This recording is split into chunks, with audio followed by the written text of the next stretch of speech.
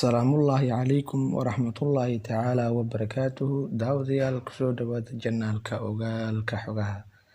Barnaamijkeena maanta waxaan diiradda ku saari doonaa astaamaha ay ka siman yihiin ama ay ka midaysan yihiin dadka cabqariyiintu ama dadka caqliga u saaxiibka ah.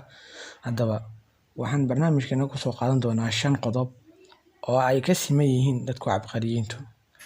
Haddaba kusoo dhawaada barnaamijkeena.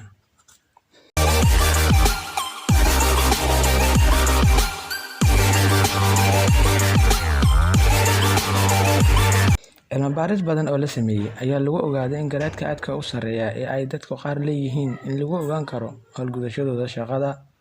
Haddaba waxaa jira astaamooyin dadka garaadka aadka u sarreeya ay ka siman yihiin kagana duwan yihiin dadka kale. Haddaba qodobka ugu horeeya, qodobka koowaad oo ah dadka caqliga badan leh ma raadiyaan in dadka kale isjeclaysiiyaan, sababtoo ah waxay og yihiin in dadka qaar ay ka heli doonaan kuwa kalena ay nici doonaan. Arrintuna kama dhigna in dadka jecel aanay kala jeclayn, laakiin waxaa loola jeedaa in arrintaas aanay ka hor istaagin horumarkooda, jeclow ama necebow. Qodobka labaad, xukun dadka iskagama ridaan.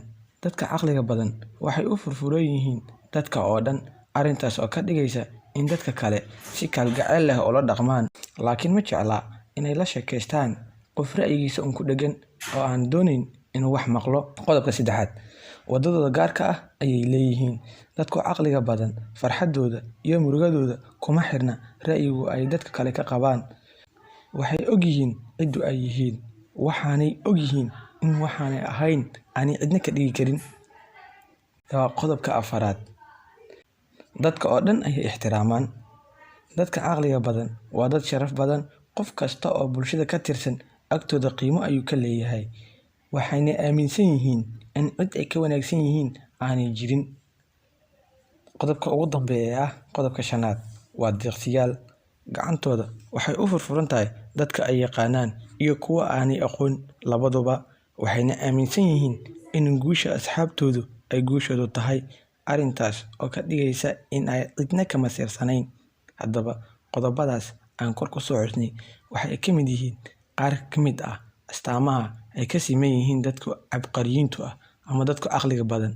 Haddaba fiidiyogan haddii uu ku caawiyay like, share, la wadaag asxaabtaada. Ha ka iloobin hadday tahay markuu horeysay subscribe. Mahadsanid.